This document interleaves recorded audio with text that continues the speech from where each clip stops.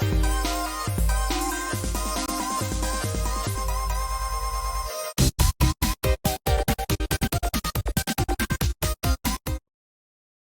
everybody, and welcome to our early comics review video. I'm Andy. I'm Matt. We're here with Infinity Flux Comics out of Chattanooga, Tennessee. This is our big show where we show you some of the biggest and best books that are releasing this week on Wednesday. So you can check them out, and you are better prepared when you go into your local comic book store, whether that be Infinity Flux or another one, or if you shop with us at infinityflux.net. You'll just have a better idea. Yep. You'll go in with knowledge, and knowledge is power, and knowing is half the battle. And Yeah. I feel like there's one more thing we could add to that. Yeah, But all that good stuff. We've got some great books this week, so definitely stay through it because they're pretty big ones all the way through. All the new DC All In stuff that's coming out this week, a bunch of number ones, so you don't want to miss any of the goodness. And yeah, let's get into this week's books. Yeah, we are going to start with Batman and Robin, Year 1, Number 1. This is written by the real-life dynamic duo of Mark Waid and Chris Samney. Well, yeah, and Chris Samney does the pencils as well. I think I said written. I think he co-plotted it as well. I think But he also did lettering on it. oh, okay, too. great. So this is set about 3 weeks after Dick Grayson's parents were killed and Bruce Wayne took him in. He has already begun his training as Robin, but he has not yet seen any action. Well, that all changes when they get word from Commissioner Gordon that Two-Face has stolen a top secret file from the GCPD that Gordon says cannot be seen by Two-Face or Batman. He tells Batman, please get the file back. Oh, and also, please don't look at it, which is, that's the first thing you want to do, right? But, so Batman and Robin, they track down Two-Face in a really cool sequence that shows Dick Grayson's natural aptitude for this kind of work, but also shows his brashness and his inexperience, his youth. He just tends to rush into things without really thinking. But they do find Two-Face, they confront him, and he gives them some very interesting information that will lead into the larger story of this series, because maybe Two-Face isn't the guy they need to be going after. Maybe there is somebody bigger that they want to focus on. I'll leave it at that, so don't want to spoil anything, but I will say this is an extremely fun issue. It's a simple story. Yeah. There's not too much going on here. It's just, Batman and Robin going after Two-Face, and it's nothing too complicated. It feels like it could have come right out of the Golden or the Silver Age. It just feels classic like that. Obviously, it looks great. Chris Samney's pencils are always amazing. And it's really cool to see a Batman who isn't as brooding as we are accustomed to seeing him. Robin is very, very impulsive, and like I said, he rushes into things without thinking. But Batman is actually still really patient with him and realizes that they're going to have to work at this new partnership because it's new for both of them. If you were to read a Batman story today, Batman would probably be yelling at, Dick, you're not ready for this, you're benched or whatever. But that doesn't happen in this. Even though Robin does make a few mistakes and Batman has to bail him out a couple times, he's very, very mentorly, I guess, toward him. Watch He's out very for this. defensive of him too. Yeah. There is a point where Commissioner Gordon's on the rooftop with the bat signal, and that's when he first meets Robin, and he kind of has a couple of little remarks on it, and Batman basically tells him like, no, he's cool, he's with me. Yeah. He knows what he's doing. Yeah, he can handle it. I had somebody ask me on one of my TikTok videos about what continuity this is set in. Is this like main continuity, or does it fall in line with the world's finest stuff? It doesn't explicitly say. It doesn't really matter where it falls in. I don't know that it's 100% canon with the main line DC universe, or if it fits more with world's finest. Doesn't really matter. It's haziness of the past. Yeah, but I would just say it's so much fun. Don't concern yourself with that too much. It's just a story about Batman and Robin's first year being partners, and that's all that really matters. And it's so good, so much fun. And if you're looking for a really cool Batman story to jump on, maybe you haven't read that much Batman before, this is it. Yeah. Like, you don't need to know anything about anything to read this and have a good time with it. So I loved it. I thought it was super great. So we have our A cover right there, and we have some really cool variants. So this is our Matteo Scalera variant. That looks great. We have this nice Mikkel Janin cover. Should have realized that. Homage. Yeah. Nice homage there. And I love this one. This is Carl Kerschel, but I don't. Yeah. This is an incentive, but I don't know what the ratio is. Maybe a 1 in 10 or a 1 in 25. We're selling that one for $24.99. That one looks great. That's probably my favorite of all of them. That's so classic. The only way it gets more classic is if Batman had the yellow oval. Yeah. That's the only way. Yeah, there's a couple moments in this that I really like because like you said, I was expecting Batman to be very um overly protective Yeah. of Dick Grayson, being like, I'm going on a patrol, but you're staying here Hmm. type thing. But he's not. He's very like, nope, this is your job is to help me out. And he even it seems like Batman's assigned him homework of like Yeah. read these like criminology books Yeah. and everything, and he's like, nah, I would rather just be out in the field and Yeah. Well, and if you want an idea about what this is like, if you've ever read All Star Batman and Robin, written by Frank Miller, the Frank Miller Jim Lee book, this is the opposite. I was about to say, I hope you say this is the Yeah, opposite. the 'Cause it way is. he is towards Robin in that book is the 100% opposite of this. This is just a lot of fun. Well, next up, I've got a new one from the X-Men universe. This is Mystique #1. This is in continuity. This is after the fall of Krakoa. This is part of From the Ashes time frame that we're dealing with. This is written and drawn by Declan Shalvey, who feels like his name is on everything right now. But this is really interesting. So this is a very espionage, cloak and dagger, Mystique can be anyone at any time type book. So in this, she's of course like an assassin and she's looking for something. And I don't want to say what it is because I don't even know what it is. They say a name, but it's still a very like Yeah. vague word that's something. You actually do want to say what it is, but you can't because you I don't know. exactly well, I know the name of it, Yeah. but it's still it's kind of just a MacGuffin at this point. We don't know what it does, but it is an item, and she actually is kind of going after people who may know something about it. But that's where the fun kind of kicks in is you kind of never know where she is. So we actually meet a few classic X-Men characters in this with Maverick, and Maverick is out hunting Sabretooth. But maybe one of the men or Maverick himself is actually Mystique during this. You'll have to read it to find out how all that goes down. It's very much like, wait, was that him or is Yeah. that Mystique or is that? It's really really fun. Um, but we do know that she is looking for something. But there's a second kind of, this is a dual storyline. The other is about Nick Fury Jr., which a lot of, like, any of the Nick Furies, any of S.H.I.E.L.D., we haven't seen in a kind of a long time where they haven't been very prominent. But in this, Nick Fury Jr. is working for S.H.I.E.L.D. And we are talking about that. We can't remember the last time that, like, when did S.H.I.E.L.D. go away Yeah. or dissolve or whatever it did. But Nick Fury Jr. is working for him, and he is working in the mutant tactics department, which if you're used to Shield being this big organization where they've got like holographic touchpads and they've got all this stuff, this looks like the most mundane office job now. It's just paper files. Nick Fury's office is little tiny. He's got a desk and a couple of bookcases, and that's it. Definitely seems just like a corporate job at this point. They definitely look like they are working in Scranton, Pennsylvania, It very much has that and Michael feel. Scott is their boss. But it's really interesting because I don't know if we've seen Shield like this before. They even have a logo that looks somewhat new, Mhm. but Nick Fury's job is to basically catalog and follow all the mutants after the fall of Krakoa to keep track of all of them.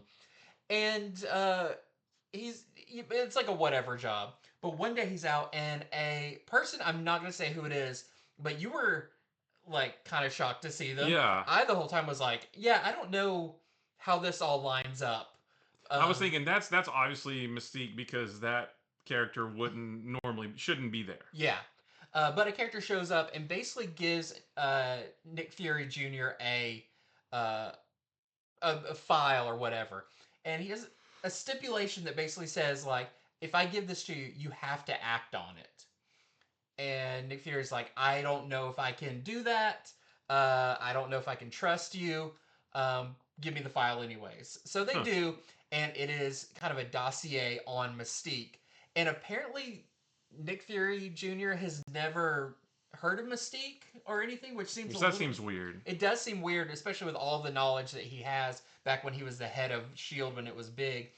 But he basically sees all the history of Mystique and is like, no one can track this person. We need to pin down where this person is because there's some conflicting information about her location. Um, so that's kind of our second story, and it seems like at some point these are going to converge because some stuff maybe Nick Fury Jr. is looking a little too hard, and someone doesn't want him looking. And I'll leave it there. But there's some action in this. It's really fun, and just a lot of we were talking about this before, like stuff like how Shield currently is, and some of the characters that appear in it are like this feels like a bigger deal than what you would think would be in a solo title Mystique book. Yeah. Yeah, this is a weird book to put some of this stuff because it seems like there's some major stuff for the Marvel universe in this, and it's in a first issue of Mystique, which seems like that's a strange place for that. But I do imagine they they trust Declan Shalvey with all of this, and it could be, in fact, some big kind of Marvel Universe shake-up type stuff. Plus, there may be, I'm not going to say one way or another because we don't even know, a pretty significant death in this issue as well, which is the other thing that's like, whoa, that was kind of, surprising, given also some recent books that seem kind of surprising. So, definitely check this one out. If you're a big X-Men fan, if you're following a lot of the From the Ashes books right now, don't skip out on this one. Just because you're like, oh, it's a Mystique book, it's just a solo character that can't have as much in it as like an Uncanny or whatever. This might actually have some of the most stuff in it. So definitely check out Mystique #1. We've got our A cover here. We've got our Yagawa variant, because you never know who Mystique will be. We've got a really nice Rose Besh cover. And we also have a 1 in 25 David Baldion variant we're selling for $24.99. Where she's a bunch of people. No. All right, we'll stick with Marvel #1s. We're going to talk about Moon Knight Fist of Khonshu #1. This is from your standard Moon Knight team these days of Jed MacKay and Alessandro Cappuccio. And it feels just like the last couple of Moon Knight series, which is a good thing because those series have been awesome. But, we know that since the events of Blood Hunt, Mark Spector is back. He has been resurrected, reborn. And now that he's back, his first mission is to take down a drug kingpin named Achilles Fairchild. This guy Fairchild, he is distributing a drug called glitter, which is literal fairy dust, and it is highly addictive to the point where people take it once or twice, and they are trying to do whatever they can do to get their next fix of it. So it's very dangerous, and Moon Knight wants it off the streets. So a large part of this issue is Moon Knight in the Mr. Knight persona, which the suit and tie, I love that. Fighting his way, I think he's in this nightclub that maybe Achilles Fairchild owns, and he's fighting his way through a whole bunch of Fairchild's goons. And then the two of them finally meet up, and they have a very tense conversation about what Moon Knight wants him to do, which is basically stop selling drugs, and obviously he's not going to do that. So this issue goes back and forth between all of that stuff that I just mentioned, and also a conversation that a cop named Frazier is having with a former cop named Flint. And it turns out that Flint has had a lot of experience with Moon Knight in the past, and Frazier is trying to get as much information on Moon Knight from Flint as she can so that she can figure out how to deal with him, because Flint is telling her something like, Moon Knight won't die. He always comes back, and you're not going to take the SWAT team in to his midnight mission to pull him out, because anybody who goes in and tries to do that, they don't come out. So it's best just to leave it alone. And she says, well, we can't do that. He's a vigilante, and even though they're illegal again now, he's causing chaos, and we've got to do something about it. So she is trying to get as much information about Moon Knight as she can to figure out how to deal with him. However, she may have her own ulterior motives for doing this as well. She may want information on him for different reasons. But I will say this is a really good jumping on point if you've been looking to read some Moon Knight. you can absolutely jump on with this, even though it's by the same creative team as the last couple of series. You don't have to have read those, although I recommend it because they're really good. But you don't have to have read those to read this because this is just starting a whole new story. All the supporting cast still here. 8 Ball. And... Well, actually, they're not in this, but Okay. they are still around. You know, they haven't disappeared because they are mentioned. Yeah. When Fraser's trying to get information and she goes over that too. They just don't happen to be in this issue. But yeah, they're all still there. It's gonna be cool though because Fairchild has a few aces up his sleeve that's gonna make it a little bit more difficult for Moon Knight to take him down than it would normally be. But yeah, this is just a really cool, simple story of Moon Knight wanting to take down a drug lord. At least in this issue, it may get more complicated later, but I say that it's simple in a good way because it's just like street level Moon Knight, drug kingpins. There's going to be some cool fighting and everything. So I really, really enjoyed it. I've loved all of the Jed MacKay Moon Knight stuff, and this just gets added to that pile. This is really good.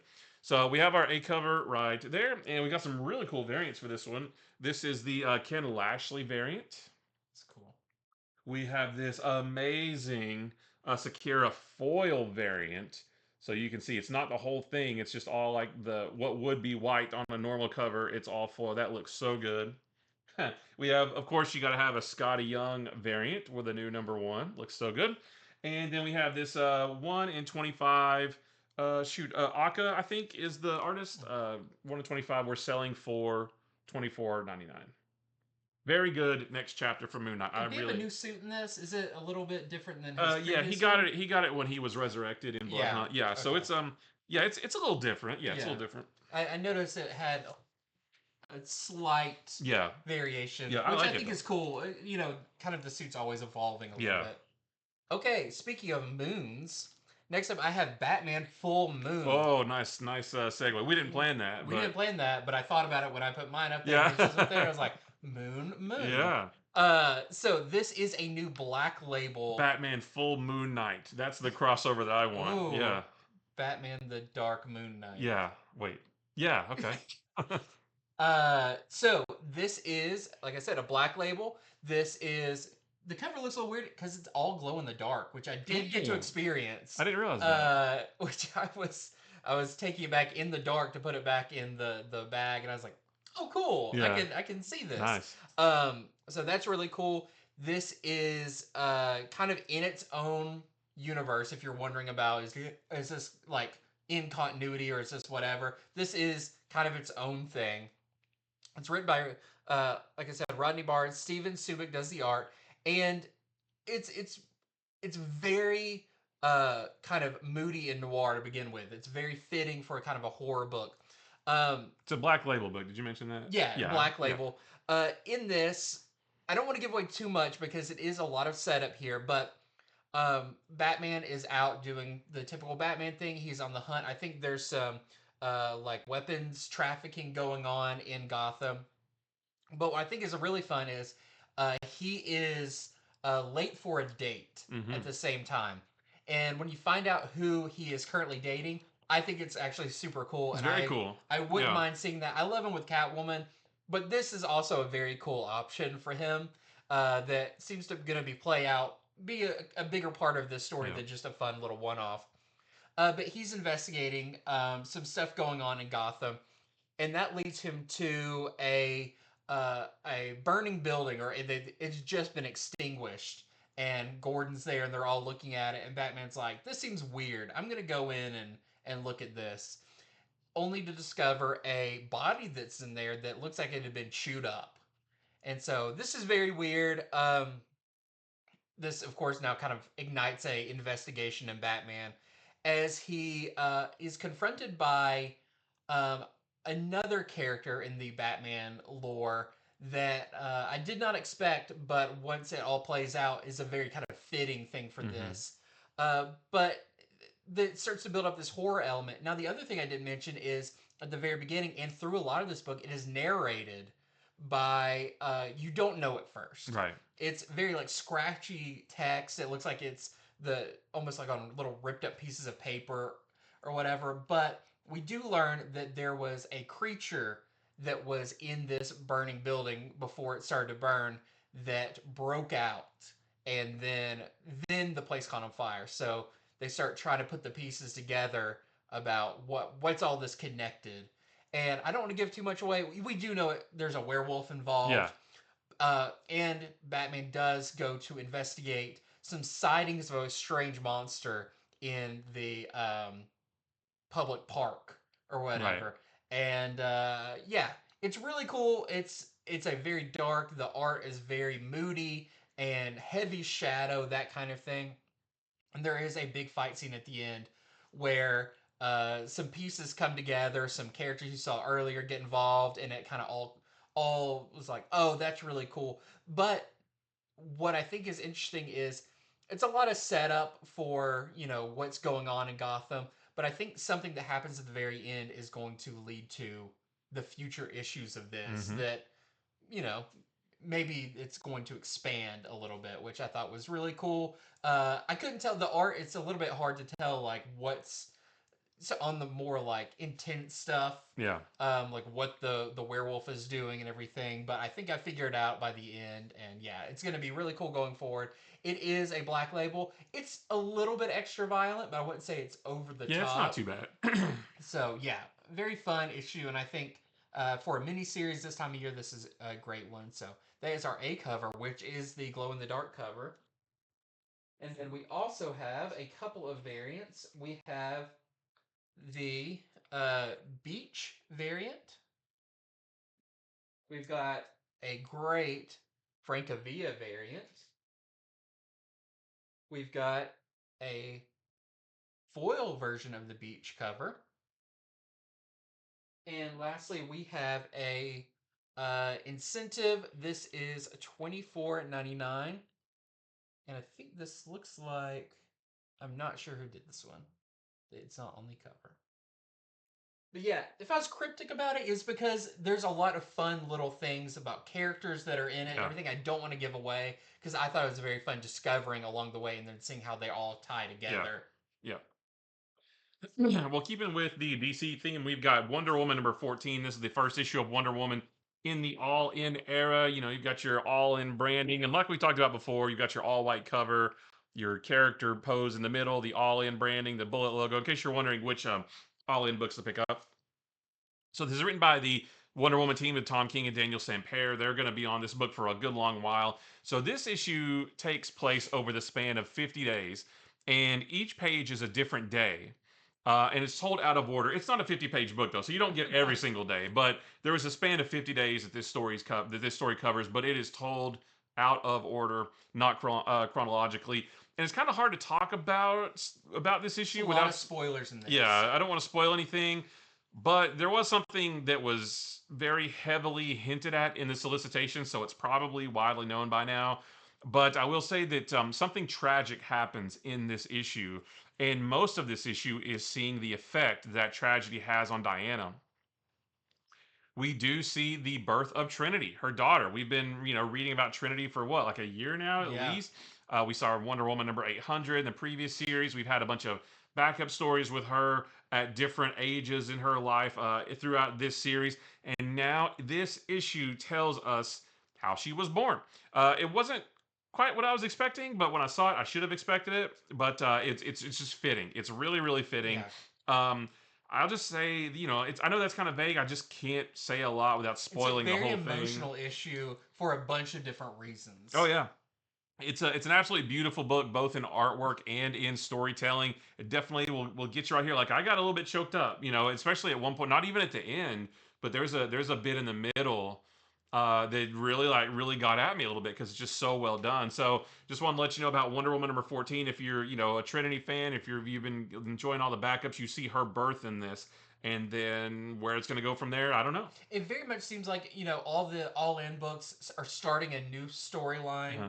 that are kind of good jumping on points. I would say this one rides the line between good jumping on point and the end of kind of the first big arc Yeah. of, especially since number one we've had the Trinity story going Hmm. on. This seems like a good bookend to that kind of first year Yeah. of Wonder Woman for Tom King. Yeah, I mean, you can still read this for the most part without having read Wonder Woman, but it does feel like the next issue might be the better one to jump Yeah. on if you are wanting to read some Wonder Woman. But it's a really good issue though, so I don't want to dissuade anybody from reading Yeah. it because it is really, really good. It looks great It and it may is mean emotional. more if you've been reading it. Oh yeah, yeah. If you've from been the reading it, beginning. you're gonna feel ways about this. More than anything, it's a don't miss issue. Yeah, for sure. So there's our A cover right there, and we've got some cool variants. This is our Daniel Sampere variant. That is Trinity right there. That's baby Trinity. We have this David Nakayama cover. Looks really good. We have these fun trick or treat variants from Kelly Jones. Those are fun. We've had those for a few weeks now. Of course, we have our Daniel Sampere foil variant, which is basically a mirror. That looks really good. And then he's your interior artist too, so that's what she looks like in the book. And then we have this 1 in 25. Oh, there it is.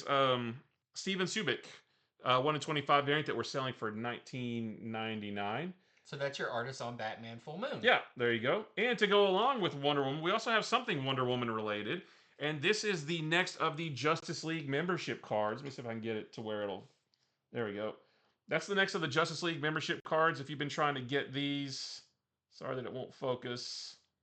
Actually, wait a minute. That's the same picture as what's there. Yeah. Yeah.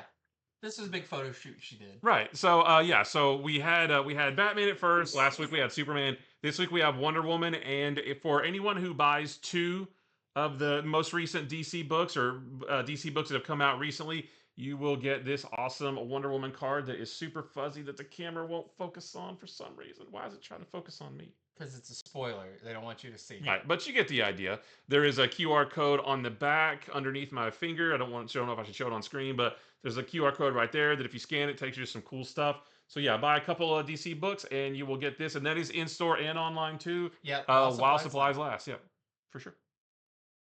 Well, next up, I have our long anticipated Wolverine #2. So we really like issue #1. It's very much back to a very classic feeling Wolverine.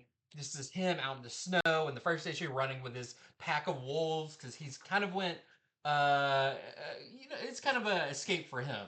This is he's going to clear his head and running with the wolves.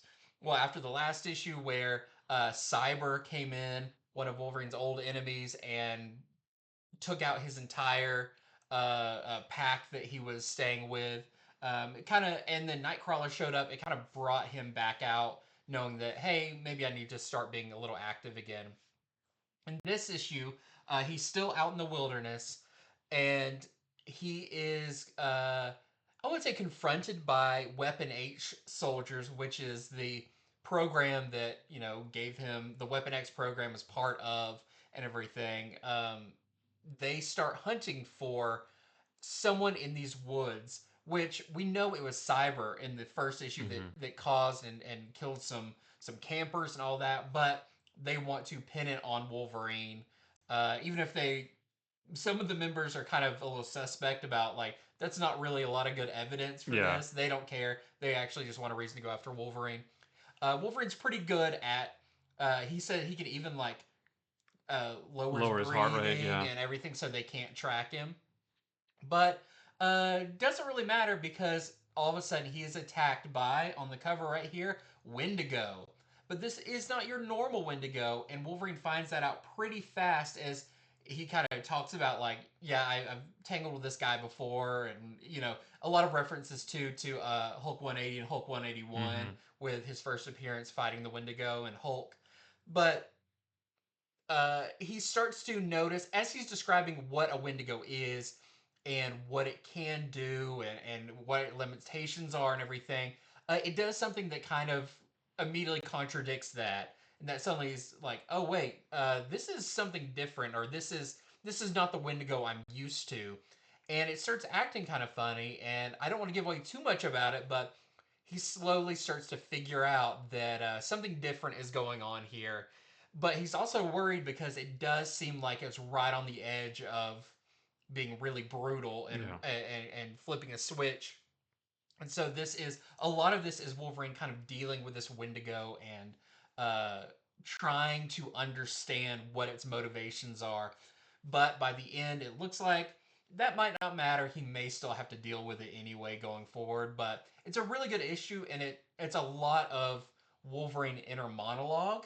But I like that because I feel like he's not a really vocal, like he's not going to be like saying all this stuff to himself out loud. It's more of stuff he's kind of processing along the way, which is really cool. Plus, you see him in his suit. You know, you've got some great action in here, and just seeing Wolverine in the snow fighting a Wendigo, Yeah, it's just it's like, great. well, that's all I want from a Wolverine comic is this aesthetic that this brings. So I thought it was another great issue.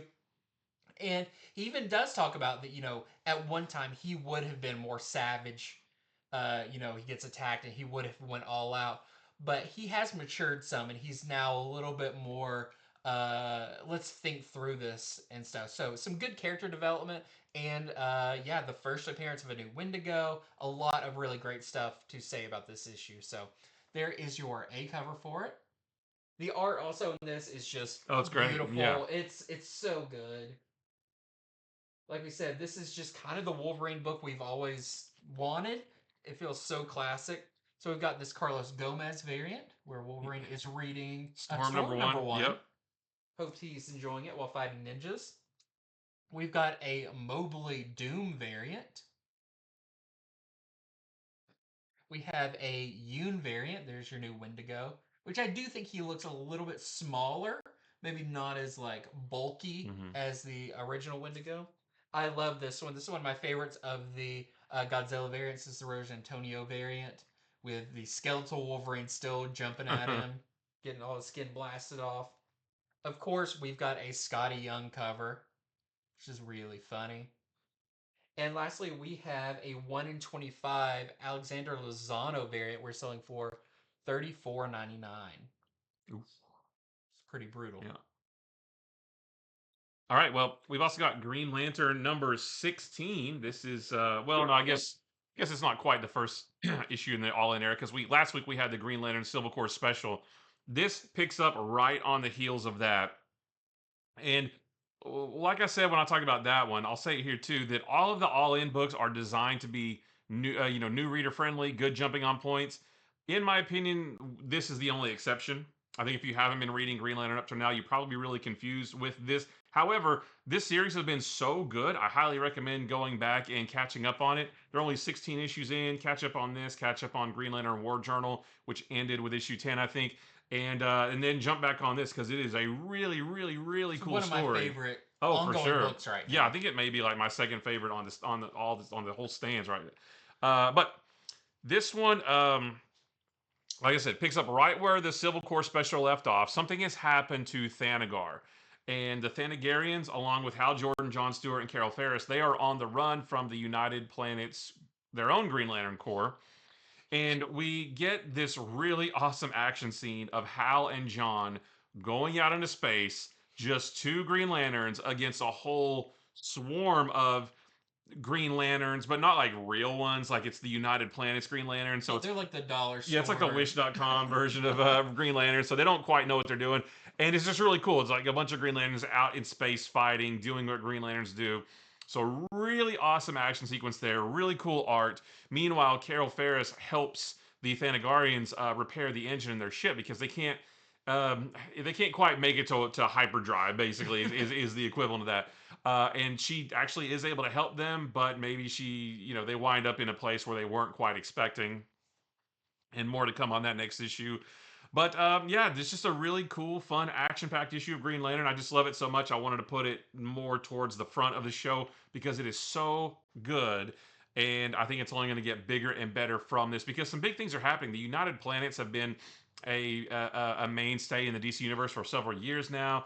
There has been a blockade where they wouldn't let people out of Earth or extraterrestrials coming into Earth. They've been kind of quarantining Earth, and that's been something that's been going on for the last couple of years in the kind books. of how this all started is with Hal quarantined, grounded on Earth. Yeah, and now all of that is starting to come to a head, and eventually, when I'm sure that blockade will dissipate, that's going to be a big deal, and it's going to be really cool. So, just a great issue of Green Lantern. I really like it. So there's our A cover right there.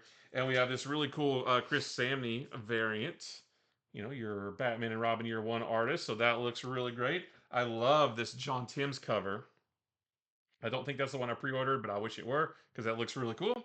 And of course, we have our Daniel Sampere foil variant. Nice, great, just solid picture of Hal Jordan. And then there's this 1 in 25 Larix variant. 1 in 25, yeah, that we're selling for $12.99. Yeah, I really like this a lot. Well, one I really liked a lot is Mm-hmm. Titans number 16. So this is, I would say, a great jumping on point for Titans. Yes. This is a new creative team. So you've got John Layman writing it, who's a fantastic writer. Great sense of humor. Really kind of like bubbly dialogue and stuff that I really liked. And the art is by Pete Woods, which is really solid. The coloring on this is really bright, and I really, really liked it.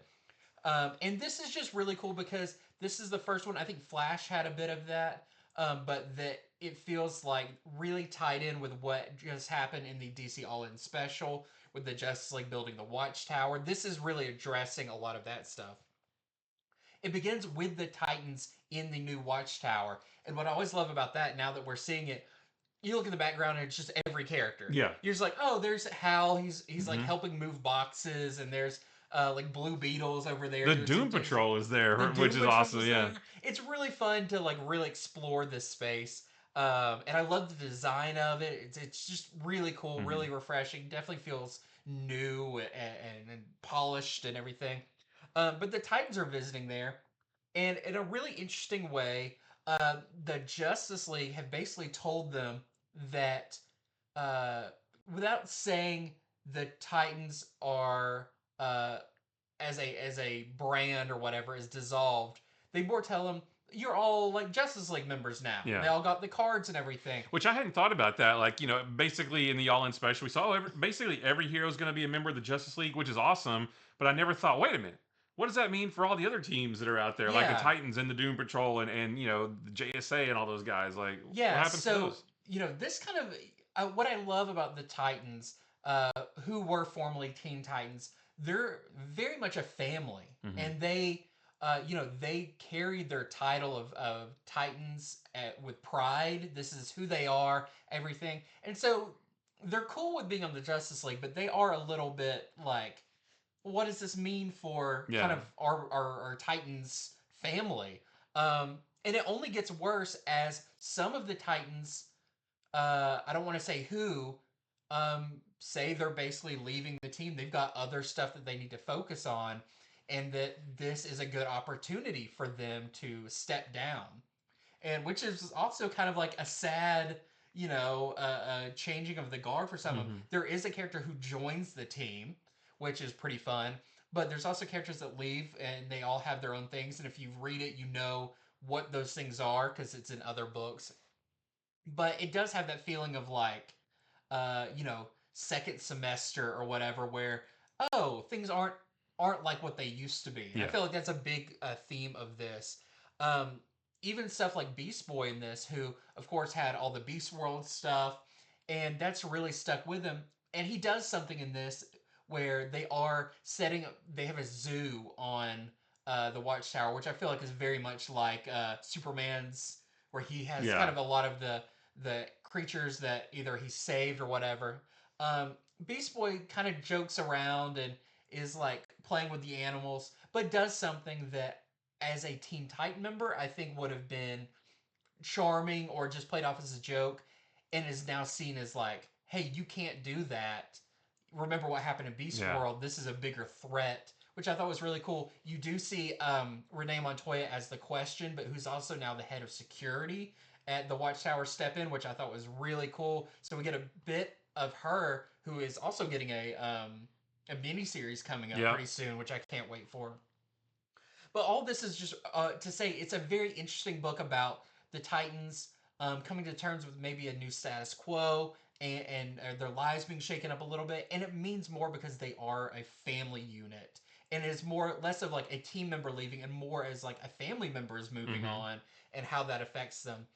But there is another thing that goes on in this, and as they do return to the Titans Tower, one of the members starts seeing some weird things. I don't want to say what it is, but that slowly rolls through them all seeing weird things that are maybe some things from their past.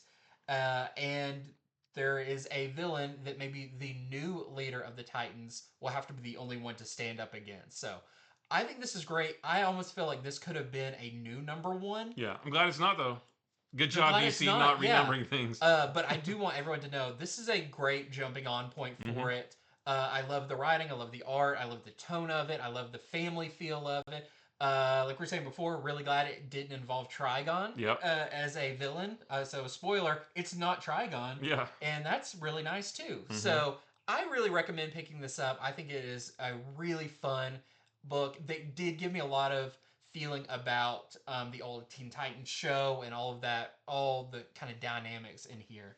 So that is your A cover by your interior artist, Pete Woods. So that's what it looks like. We also have a John Jiang variant. We have our Kelly Jones kind of trick or treat variant. And we have our Daniel Sampere variant with Cyborg, who is great in this issue as well. I'm going to talk about a new book from Vault called Godfather of Hell. This is written by Kevin Scott and the art is by Pius Bach. And it's about a guy named Dario. He is a mob enforcer who kills another member of his mob family, a guy named Ronnie, when the two of them are out on a job one night, and Ronnie goes a little too far and starts really threatening some nuns, and Dario realizes I can't let him do this. So he kills Ronnie, even though they're part of the same, mob family, right? Well, the only problem is Ronnie was a made man, and if you're a made man in the mob, you're untouchable. And Dario just killed him, right? So the head of that mob family has Dario gunned down because he did something he wasn't supposed to. And so, Dario goes to hell because he was not a great guy. And he gets there, he's prepared for an eternity of torture at the hands of a demon, but he actually manages to kill the demon who was gonna like mess with him for the rest of eternity, and that catches the attention of the fallen angel Samael. And Samael says that he needs an enforcer back on Earth because there are some people there who swore their souls to him, but they refuse to pay up. And so he says, Dario, I need you to go back to Earth and get these souls that were promised to me. And Dario reluctantly agrees, and he's sent back to Earth. But when he gets there, he finds out that he's not quite the same as he was when he went to hell in the first place. And I was not expecting that twist. The solicitation didn't say anything about that whatsoever, so I was not expecting that little twist at the end. But yeah, this is a really cool book. The colors by Raul Angelo. This looks really good too. Like the colors fit. Hell looks really, it's all red, and the demons are really cool, and I like the artwork. Neons in there Yeah, too. yeah. So a really cool new book as from Vault as this guy Dario, who is going to basically be a mob enforcer, but for the devil. I guess not the devil, because they do mention the devil is even higher up than Samael, and everybody should never question him. But he's working for a very high-ranking demon, if you will, and it's really cool. So very interesting premise. I'm not sure how many issues this is going to be, maybe 4 or 5. But yeah, a really good first issue from Vault. So there's our A cover right there. We have a couple of really cool variants for this. This is the nice Pulp Fiction homage by Gooden. So that looks really cool. And then there's a neat Demon Slayer homage by Wu. So that looks really cool. Now this one is a little bit more expensive. This one's $9.99, and I'm not sure why. That one's only because it's not an incentive, but on the cover on the back it says $9.99. I'm not sure why that's a little bit more expensive. And there is a I did not get the artist of this one, but this is I don't have the ratio either. Oh, it's a 4-issue series, I guess. Yeah. But this is an incentive variant that we're selling for $8.99. Nice Godfather homage. Also, it's a pretty adult book. Yes, don't let kids read this one. Just like to throw that little disclaimer if the title did not give you that idea Right. first. Okay, next up, I've got a new one from Marvel. This is Crypt of Shadows. They've done this once or twice before, but this is kind of their Halloween book anthology that they do, and I think they even had one before called Crypt of Shadows. Yeah, last year, I believe. Last year. So you kind of know what you're getting with this. It is a anthology style. You've got a bunch of different writers on here: Steve Orlando, Chris Condon, Ben Percy, Jason Liu, a bunch of different artists on here. Really cool. But it's got a framing bit that is by Steve Orlando, and that is Agatha Harkness, who is kind of telling these stories. and it's all framed really cool. She's really neat. It's kind of the new version of Agatha where she's younger and everything. Mhm. Um, but the stories in here, we've got the first one is about Wanda, Scarlet Witch, and Vision. It's set on Halloween. They're all dressed up, which is really fun. Wanda is dressed up as a witch, which is Okay. fitting. Um, but this is kind of set within the current continuity of Scarlet Witch, where she has the store that has the door that where the people who are, at the end of their rope, it's called like the last door or whatever. Mhm. They open and they'll get help. Um, but someone's on the other side of the door this time that is pretty surprising. It is a character that was in the Marvel MCU Werewolf by Night special. His name is Joshua uh, Hoven, and he is a monster hunter. And so this is his first appearance. He was one of the monster hunters that was in that game where they were hunting Werewolf by Night and all that. But that's really cool. We have another story with Man Thing teams up with Namor, which is a very interesting pairing. And then we have one with Werewolf by Night and Blade and Craven the Hunter, which is also really interesting.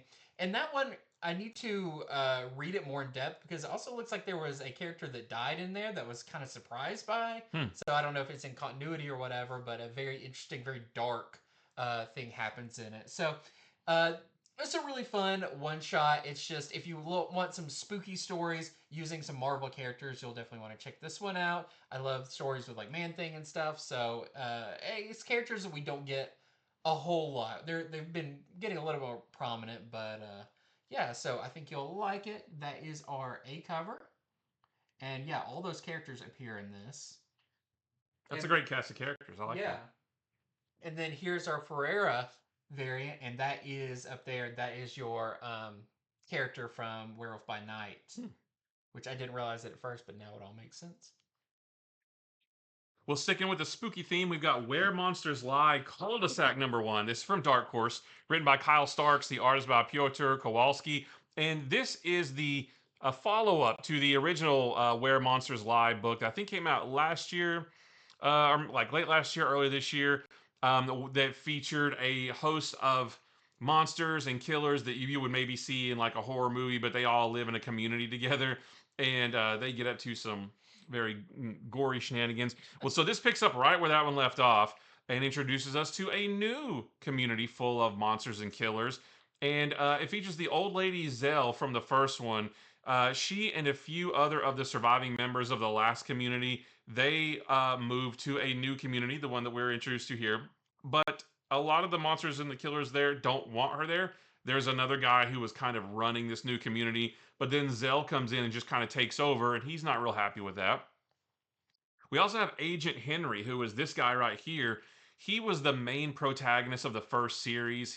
When he was a kid, he had seen his parents get killed by a slasher, by a killer, and so he grew almost kind of Batman-like. He grew up and honed his body to be the perfect killing machine to take out all of these monsters and killers.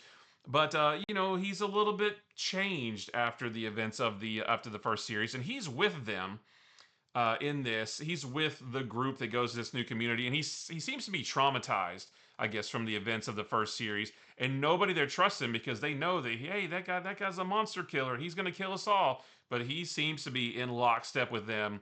He seems to turned over a bad leaf, I guess. But Zell has some plans for him. We don't know what those are yet. So it's kind of hard to talk about this issue because this was basically a setup issue introducing us to all the new characters. They don't really go out and do anything yet. But if this is going to be like the previous series, there is going to be some killing and some gore and some tomfoolery going on. We just got to wait until the second issue now that we know who all of our players in this are. So that is Where Monsters Lie, Cul-de-Sac #1, and this is our only cover.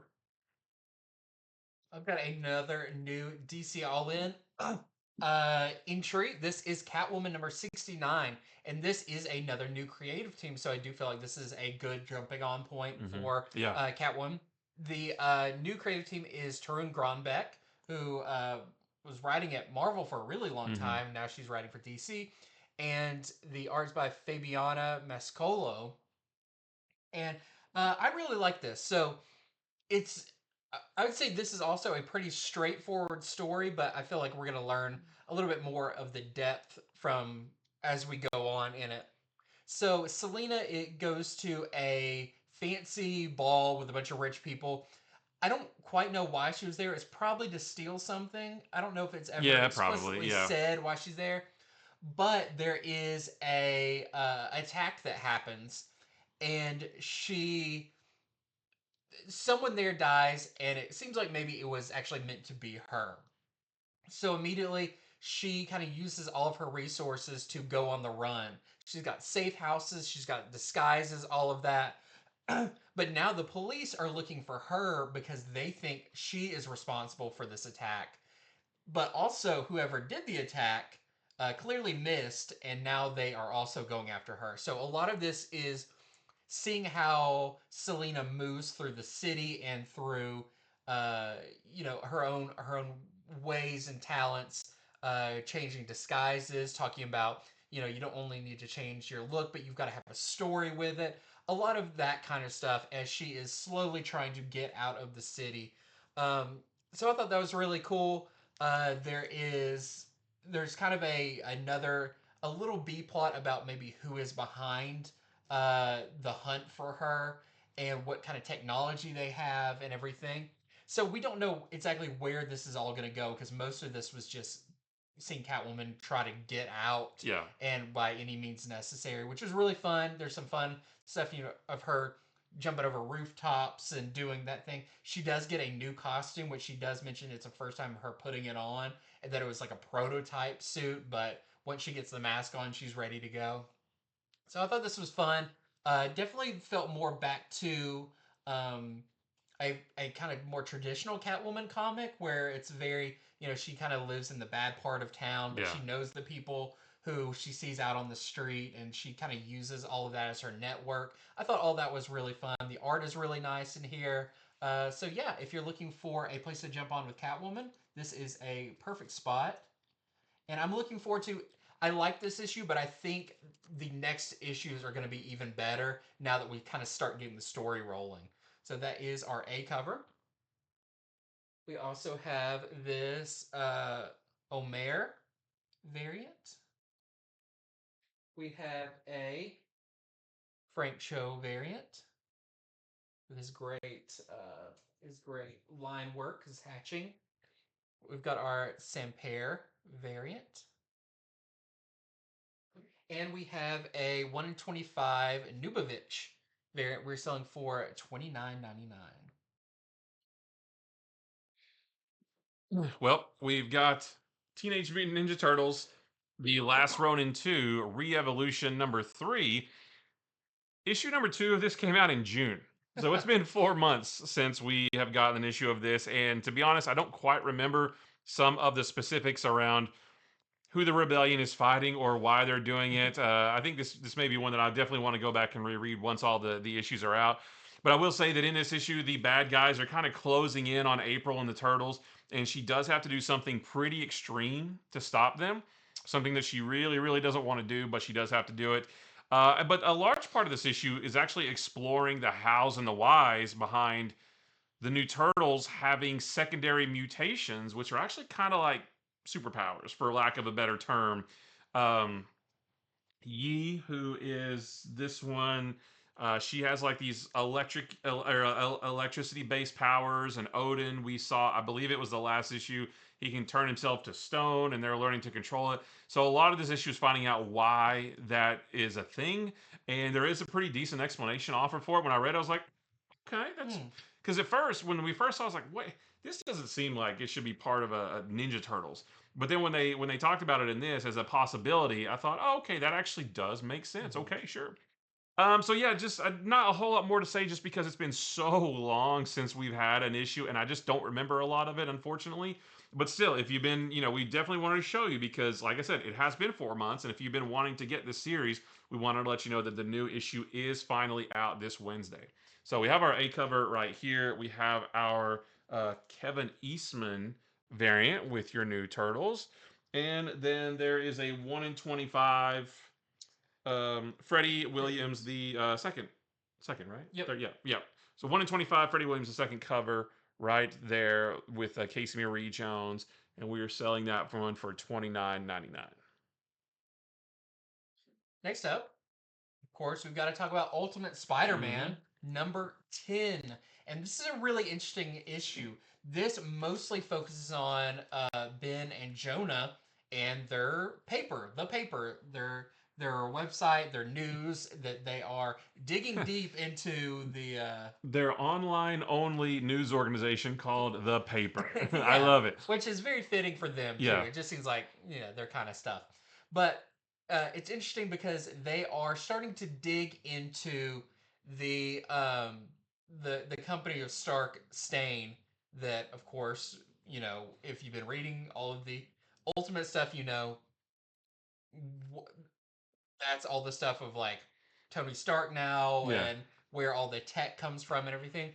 But they're doing some research into that and following it because they have noticed that it seems to be bought and sold very quickly to kind of some shell companies Yeah. that don't make sense. And so most of this is them trying to piece together and follow the breadcrumbs to who owns it now. And it's not revealed in here. Like we know going into this who owns it right now. We already knew as readers, Yeah. from several issues ago that Oscorp bought Yeah. Stark and Stain Industries because that's where Harry got the technology. But Ben and Jonah and the rest of the characters in this world, they don't know that. So this is almost like they are catching up with our knowledge. Yeah. And what's interesting about that is when they go to confront even Gwen Stacy and Harry Osborn about this and where that leads, and it may take them one step closer to finding out the big story. They were kind of teased in the very beginning of this series that they were going to blow the story wide on Kingpin and the Cabal and all that's behind this. It looks like they may be getting another step closer to that.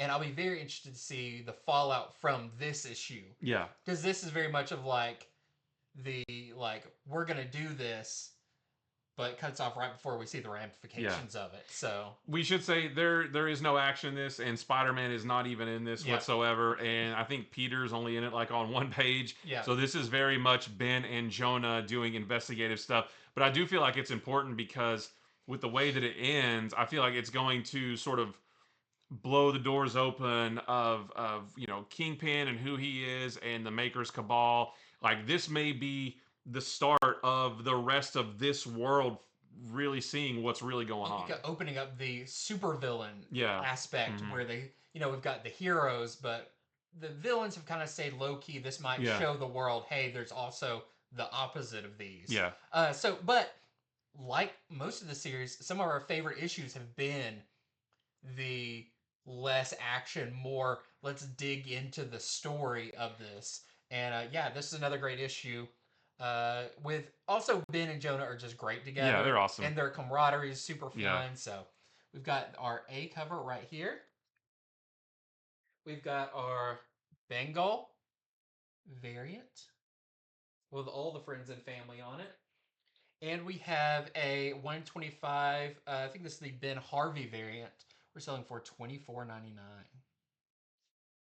Well, speaking of Spider-Man, I wanted to talk just a second about Spider-Man Reign 2, number 4. This is the next to last issue of this series. There is a really cool fight between Old Man Peter and Old Man Miles in this that looks really cool. Of course, the pencils by Kari Andrews are awesome. So it looks really cool. But I wanted to let you know about this one because we finally learned who Kitty Cat really is. She's the little almost looks like Black Cat, but small, almost like a child or something. She's been sort of with Old Man Peter in his journey through this whole series, and we get like everything about her in this. We know who her parents are, why she is the way she is, all that kind of stuff. So this is a pretty big issue for this series. And I gotta say, I probably like this one better than the first series. Everybody remembers the first series for just one thing. Yeah. But this one seems like it has higher stakes. It's a little bit darker. There's just more cool stuff in it, So just want to let you know that the new issue is out this week, and that's the only cover I've got for it. Next up, I have a new book. This is The Exorcism at 1600 Penn, #1. This is definitely a oversized issue. This is a big reading book. So in this is written by Hannah Rose May, and the art is by Vanessa Del Rey. And we have this woman that just got elected president named Doyle, but she is also a mom to two kids who are now kind of thrust in the limelight that their mother is the president, and people start treating them a little different. They're starting in a new school, and that makes it all weird too. But uh, the daughter is really kind of not obsessed, but like she can't turn off the news and hearing all these people say horrible things about her mother, and it's really starting to get to her. And I feel like for where the series goes, maybe opens her up to some darkness that might be around. But yeah, as that's going, there uh, is some shadows in the White House that you see in the background with some eyes in them and everything. And we don't get too much into that. Most of this is about the family and setting up the family dynamic and all of that and the kids. But something happens at the end that definitely throws it into more of the Exorcist vibe. So if you're looking for a dark story that's kind of along that vibe of The Exorcist and that kind of darkness.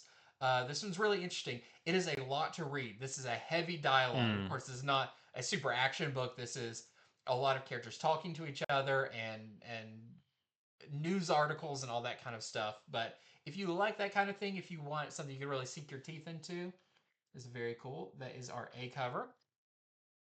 We also have a this is your interior artist. This is our Del Rey. This is a foil cover. Yeah, that looks great. And we have a Jock variant. And lastly, we have a 1 in 10 variant that we are selling for $14.99. Well, we got Action Comics number 1071, and you might be thinking, well, wait a minute, we just had an issue at Action Comics last week. That's right. Thinking that. Yeah, well, Action Comics is weekly for the next 3 months. So for the duration of this story called Phantoms, it's going to be a 12-part story. This is part 2.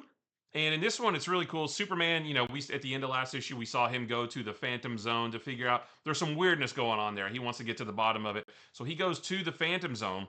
Well, in this one, he has to fight off some bad guys that he ran into at the very last page of last issue. So he has to fight them off.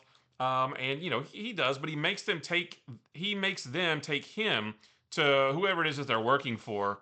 But the journey there is really treacherous. They have to face off against some weird alien creatures. They fight some giant spiders, which is really cool. It feels like almost more like a sci-fi adventure book with Superman than it does a Superman book. We do see the Phantom King in this issue, and which he's not on the cover. He was on the cover of the last issue, I think. And we see him, and we also find out who he is, or we see underneath the mask, I should say. And that raises a lot of questions because that's not who I was expecting. There's also a great sequence of Connor Kent and Keenan Kong playing baseball in a big stadium, like there's an audience, but it's just the two of them playing themselves because they super speed and superpowers. They don't really need a team with them. But it is cut short. They have to respond to an alarm at the Fortress of Solitude. But they see something shocking there when they get there, but we don't see what it is. So I have no idea what it is that they saw. I'm sure we'll find that out next week. But just wanted to talk about this because this felt like a really fun Silver Age Superman story, especially with the way it references a lot of classic Superman villains that he's dumped in the Phantom Zone in the past.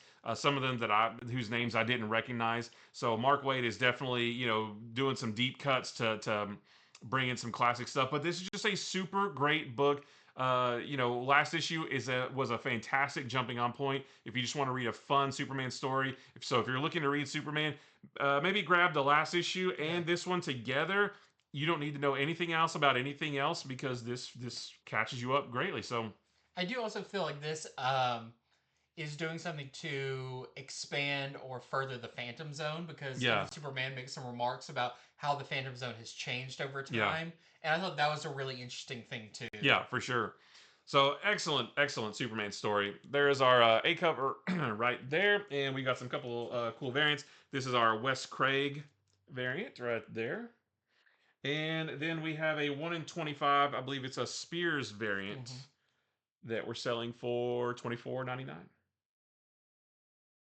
Next up, I've got Star Wars Battle of Jakku Insurgency Rising #2, which is crazy because today I placed the orders for the beginning of the next series, so that's how fast it's coming out. I think it's every 2 weeks we get an issue. But also it's great because this is a very fast-paced series. Um, so one of the things that's really cool about this, we get to see a lot of. There's been a lot of media, either video games or novels or whatever, that have covered some of the time frame right after Return of the Jedi. This brings them all together, including some elements from Star Wars Battlefront.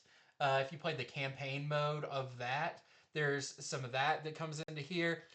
Bits of the Aftermath trilogy and some of the characters that appeared in those novels appear in here. So it feels like they're really bringing together a lot of the different stories to create one like cohesive. Here's how they all fit together. There is a in the last one we learned about Moff Adelhard, who is this leader of the Empire that has told all of the people under him that the stuff about the Death Star getting destroyed is a lie. Vader didn't die. The Palpatine didn't die. This is keep fighting harder. Yeah, sounds this like is, a bunch of fake news. Yeah, this is our perfect chance to to strike back. And this is a big, the New Republic is very fragile at this point because it's just getting built up. And so Leia and the New Republic are putting together a team to go take on Adelhard. And it's a lot of characters that some that we know, some that we don't know, but some from the previous comics, which are really neat. But the pilot that crash landed on Endor in the previous one, who told them about all this stuff going on, goes to Luke and is like, "You would be great on this mission." But Luke tells her, "Hey, I'd love to go, but there's something drawing me in the Force that I got to go explore." And so I feel like that's where we're going to get our branching off storyline with what Luke is up to. And the other story in here, you can see him on the cover, is on Tatooine. Bib Fortuna is now on Jabba the Hutt's throne since he died at the end of Return of the Jedi, and we know Bib Fortuna is there. If you watched Mandalorian and Book of Boba Fett, you see how that ends. But this is some of his time there as our first appearance of Zeva Bliss, a kind of not a bounty hunter, but kind of a smuggler and rogue, who is the mother of Zori Bliss, who is a character that showed up in Rise of Skywalker, is introduced, and she has an offer to make for Bib, which is really interesting. And we get a little bit follow up with Luke now that he's headed out on his journey where he is ambushed. So a lot going on in this issue. It feels like every issue is going to be chock full of story as we cover this 1 year between the end of Return of the Jedi and the Battle of Jakku. So if you've been reading it, don't miss out on this. We sold out of issue #1. We're getting some more printings in of it. But this is a great Star Wars book to read right now. So that is your A cover. And we also have the Phantom Menace 25th anniversary. And this is number 23 of 25. So we're almost through all of those. All right, just want to tell you real quick about Batman Superman World's Finest number 32. This is part 2 of the Shadows Fall storyline that features Eclipso, which is really cool. I love Eclipso. Batman and Superman have been corrupted by Eclipso. You can see it there on the cover. And the rest of the Justice League have been imprisoned by Eclipso. But Robin is still free. So he has to go find the JSA to help out. That's it. That's all I want to say. Just that it's a cool issue. The artwork in this is gorgeous. It's very stylized. It's the same artist who did the Blue Beetle Graduation Day, Adrian Gutierrez, I believe. So it looks really cool. It's, like I said, very a little bit more stylized, which I really like. And everybody in this just looks like the most classic version of themselves. You know, we get classic versions of, the JSA and obviously the Justice League, and Batman's got the yellow oval like he has in this whole series. Just another phenomenal issue of World's Finest. We just want to talk about it every time it comes out because it is just that good. Yep. So we have our A cover right here, and there's some cool variants. This is Steven Segovia right there. We have this. I like the contrast, and this is a Danny Earls cover. I like the the fortress in the back cave there. Wait, yeah, he's in the back cave. And this is our. I don't have the ratio on this, but this is Tomaselli, and we're selling this one for 19.99. Well, next up, we just want to check in with Uncanny X-Men. This is Uncanny X-Men number 4. Like the previous issues, this has a little bit from the past of Charles Xavier from his journal, as we see more of his relationship with Sarah Gaunt, who we know currently is this weird monster thing that is attacking mutants. But in the past, she reveals a pretty shocking, it's a pretty shocking revelation to Xavier Mm-hmm. that I definitely want to follow up on and see what's up with that. In the present, we have Rogue, who felt something when Wolverine got attacked. In the distance, she somehow knew that he got attacked. And this one, her and Nightcrawler are going to go find him to make sure he's okay. And thus, they confront Sarah Gaunt in her monstrous form, which is really fun. A lot of this is Rogue and her fighting and their banter and all of that. And then also we follow up with Gambit and Jubilee and the new characters on the farm that they've been staying at, as they are also about to have to confront a new threat. So a lot going on here, a bunch of storylines going on, but very interesting. Especially, I want to see what happens with this revelation that Sarah has for Xavier that happened in the past and how that might affect the future. But that is your A cover. This is a very rogue heavy issue, which I'm good with. And then we have a Jessica Fong variant with Gambit because everyone loves Gambit. All right, well, next up, we've got Nightwing number 118. And I just want to talk about this one because I feel like there's a little bit of a scheduling snafu with this because, all the DC books are, entering this new all in era, jumping on points. Well, this one is the finale of the Fallen Grayson storyline and also the last issue of Tom Taylor and Bruno Redondo's run. This is it. Like their big epic that they started with like issue 70 something, it all ends in this one. Um, we do have the final showdown between Nightwing and Heartless. I definitely don't want to spoil how that goes, but I will say that Nightwing faces him both as Dick Grayson and as Nightwing, and he's just got like ice in his veins. It's pretty chilling the way it goes down. Um, it's a really good ending for this story. It's a really good ending for this whole run, and I did get a little bit choked up at the end, especially the last page. Mm-hmm. Just looks so good. Um, Nightwing number 119, I do believe, comes out next week. So, like I said, I feel like there was a little bit of a miss with the scheduling because we're already getting the new Nightwing next week, and that is going to be your new jumping on point for Nightwing, new creative team. And I've already read it; it looks great. But Jeff, just wanted to let you know about Nightwing number 118 because Tom Taylor and Bruno Redondo's run has been amazing, and I just want to make sure that you did not miss out on the very last part because, like I said, it's a great ending to the story arc but also a great ending to their whole run. So really, really good issue of Nightwing there. So this is our A cover. We have some really nice variants for this one too. This is a Jamal Campbell with Nightwing and Haley. We have a Bruno Redondo cover with with everybody. Yep. Yeah. This one I really like a lot. The Serge Acuna Yeah. variant with Dick and Babs. There's a line that Dick says in this Yeah. about her Yep. that I really liked. Yeah. This is these are the Nicholas Scott artist spotlight covers. And then there's a 1 in 25 Terso Cons variant that we're selling for 19.99. Next up for me, I've got Destro number 5. It's the final issue of Destro and the final issue of these single character G.I. Joe books before we get G.I. Joe number 1. This one's really cool. A lot happens to this. Destro really gets his hands dirty in this, as like you actually see him, face off, getting some people in here. But I'll say, see the forming of Cobra as we know it, with the different leaders stepping in, all kind of taking their places, which I think is really cool. As we move into GI Joe, we'll see like now we kind of know they're a little bit of a strained relationship, but like how they're planning on working together. Um, there's a character that gets a very iconic look in this. If you are if you know the toys, you'll definitely put the pieces together when you see their new face. We'll say that. Mm.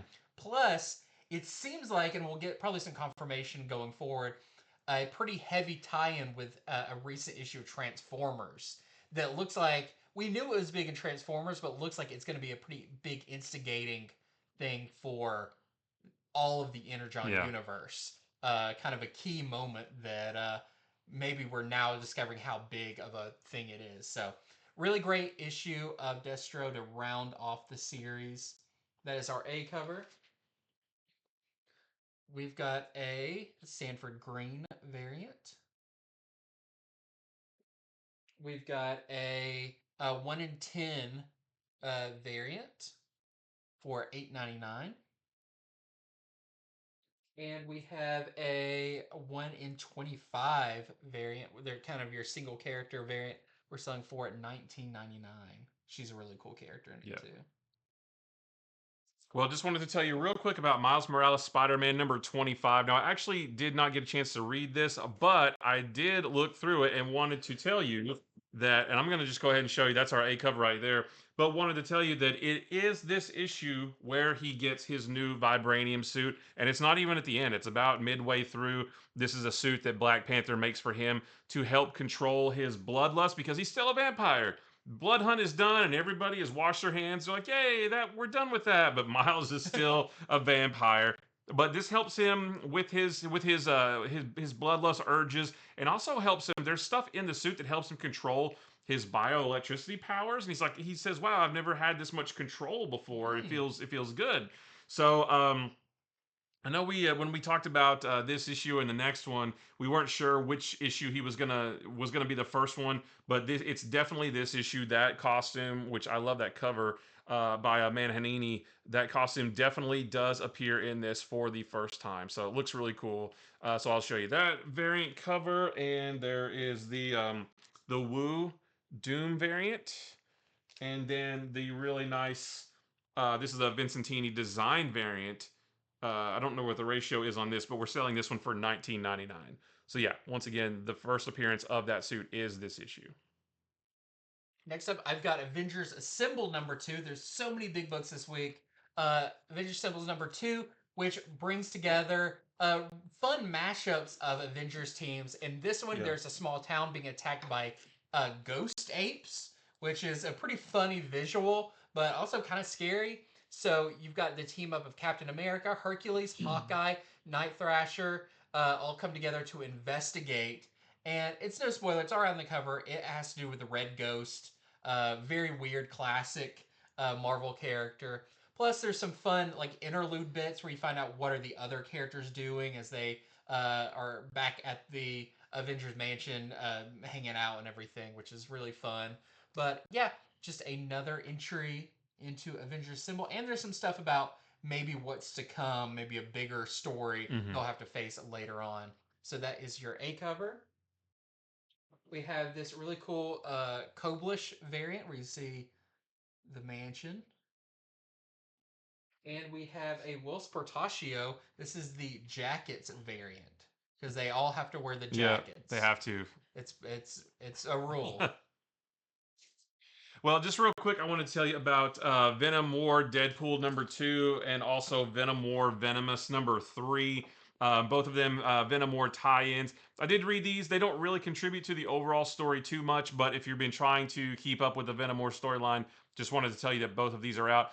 Venom War Venomous number 3 is the last issue of this series, and something pretty big happens with Black Widow and her symbiote that we'll have to see, what ramifications that has. And then Venom War Deadpool number 2, I think there's one more issue to go in this. And it's basically just Venom and all of these, monster creatures fighting a bunch of symbiotes, which they also did in this. They fought symbiotes in this too. So just wanted to real quick let you know about 2 more parts of the Venom War storyline this week. I don't think these are the only covers I have, so I'm not sure if we have any variants or not, but just wanted to let you know about both of those. And lastly for me, just want to mention Violator number 2 came out, Spawn Violator number 2, and this is really cool. Still written by Mark Andrecco. This time the art is by Kyle Hotz. This is set in 793 in northeastern coast of England. There's a Viking party attacking a monastery. Of course, the Vikings are led by someone who has the Spawn symbiote type thing.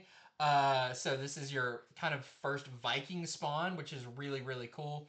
And you think like, oh, this is just like they're attacking because they're gonna pillage it or whatever, but seems the monastery is actually guarding something that you don't want to get out, and you have to read it to read the full picture of it. But it's a very very fun issue. The art is great, and so far this series has been really really good. So that is the only cover I have by your interior artist Kyle Hotz, and that's what it looks like, and it is crazy.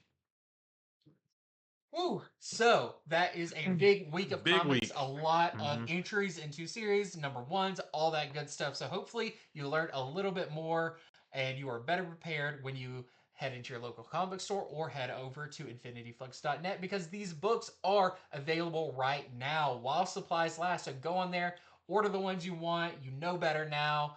And yeah, get ready for a good week of comics. And I feel like we should say we went over a ton of books in this video. This isn't everything coming out No. this week. There's still a ton more stuff, but this is all we could fit. There's even more stuff we wanted to talk Yeah, about, for sure. but it would have been forever. Mhm. So we've got our video coming up on Wednesday. We'll be going over the early stuff that you can order coming up, but also our next live video, our letters page video. So stay tuned for that one as well. We'll have notifications up on YouTube about when that goes live and everything. So don't want to miss that either. We'd love to have you there and answer all of your questions and talk about comics in a little bit more casual setting. Yeah. So thank you so much for watching. And I'm going to go take a nap. Until next time. See ya. Bye.